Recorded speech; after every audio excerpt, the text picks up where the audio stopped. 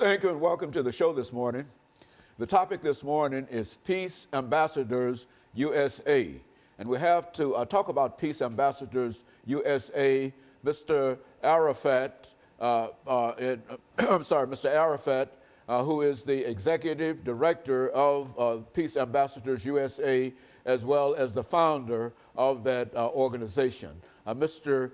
YASSER Arafat. And of course, Mr. Arafat, let me welcome you to the show this morning and to tell you how delighted we are to have you with us and to talk about what I consider to be a very, very important topic, and that is peace. Absolutely. And I think that you've got a program that you call Peace Ambassadors USA that you'd like to talk to us about this morning. But before we get into that, Mr. Arafat, let's see if we can get from you some information about your background, your education, and some of your experiences, and then we'll, by the end of this segment, we'll have an opportunity to talk about the organization itself, Peace Ambassadors USA. Well, thank you so much for inviting me, and the pleasure is all mine.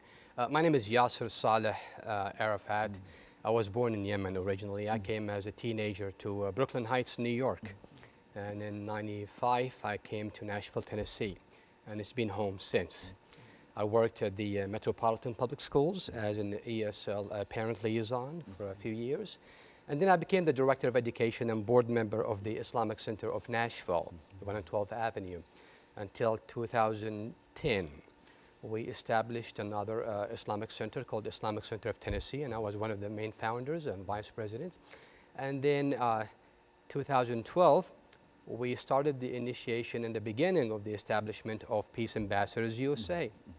I have my educational backgrounds. I have an undergraduate degree from Middle Tennessee State University in political science, actually pre-law. And I have a master in Islamic studies, and planning to start my doctorate in Vanderbilt for political science and also JD, because I have a very good. And basically that is kind of what I do. It's I go and give lectures in colleges, universities, using my background in Middle East, or whether in the United States, in religion and politics. We use the degree in politics basically to talk about politics in the Middle East, and we use the degree of Islamic studies to talk about interfaith dialogues and programs, trying to reach out. We go to churches, we go to colleges, we go to schools, we invite people and churches to our mosques, and that's basically with the background of education. My plan is to finish the doctorate and again use it in the same way of reaching out to the public, whether here or overseas.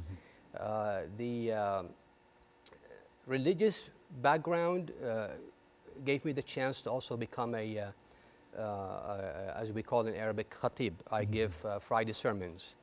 I give it here in Nashville, Tennessee, and I give it in different states. Every Friday you'll see me traveling to one state, and I do it as a volunteer, basically. I'm not going to qualify myself and go and say I am an imam. That is not what I would call myself, but I would call myself as a religious educator and a communicator. Also, my involvement in the community for the last 17, 18 years gave me that leverage to know what the needs are. So I became a community developer. I help those who want to establish institutions, whether in the state or outside the state. So there is a group of individuals who would like to start a religious institution or a non-religious institution, a non-profit. Since we studied that, I go and help them, again, volunteering. That's basically well, you know, the important thing here, I think, is that you've been involved in trying to create a situation to bring peace among people for a long time, I would imagine. And out of this came the organization Peace Ambassadors USA. Now, excuse me, let's start off. We've got about a minute before the end of this segment, but sort of give us an overview of what that organization is about. And when we come back after this commercial break, we'll allow you to go deeper into the organization. Absolutely. Well, it's basically an American Islamic outreach. Muslims, Christians, Jews, and others need to start learning about each other from each other rather than from Van Damme and Chuck Norris movies, and as you know what I mean. It's an establishment that will bring people together It will facilitate and foster a better communication and a better interfaith dialogue. So Very good. And of course, we're going to take our first commercial break, and we're going to take this first commercial break, and we'll be back with you following this very, very short commercial break.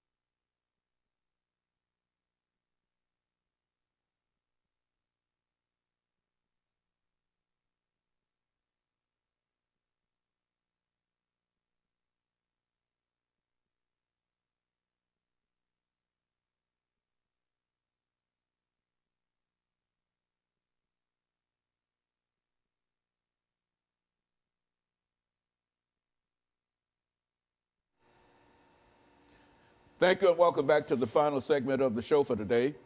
We're talking to Mr. Arafat, who has given us some information in reference to an organization that he has founded called Peace Ambassadors USA.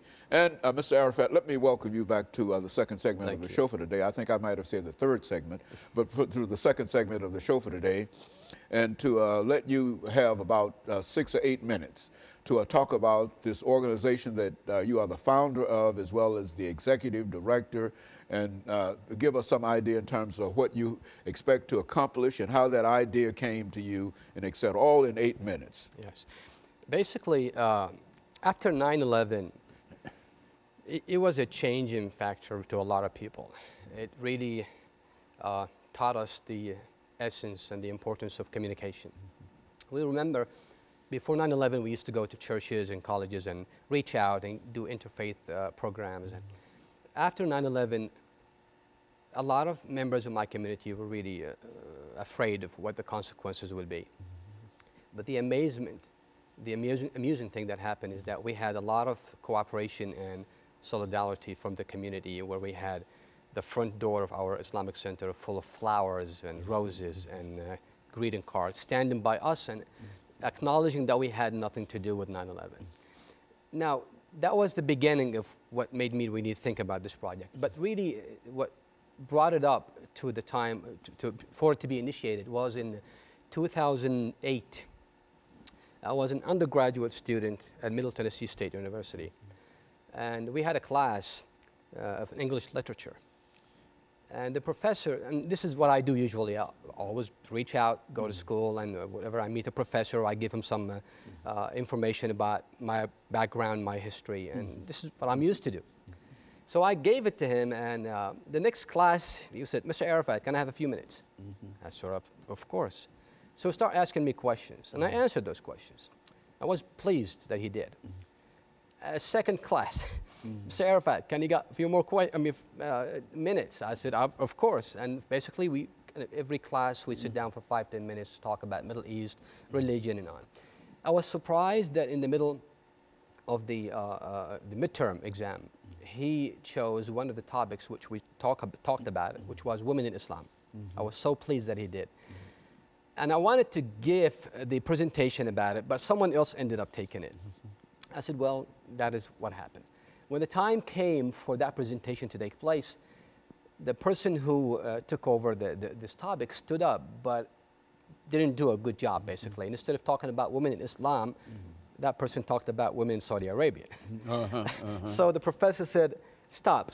I mean, I asked you to write a paper about women in Islam, not women in Saudi Arabia. Where you got your information from? She said, from the internet. Well, anything you get from the internet is something that you take as face value. you're a person who's about to graduate and you need to, you know, exert some more efforts to verify what you get. So he asked the person to rewrite the paper, but he did something that really was the beginning of the idea of Peace Ambassador. He stood up and said, well, first of all, you need to rewrite the topic.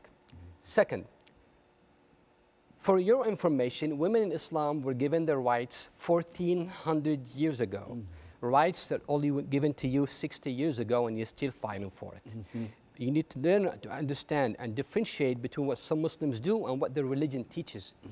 Now, that was very touching to me.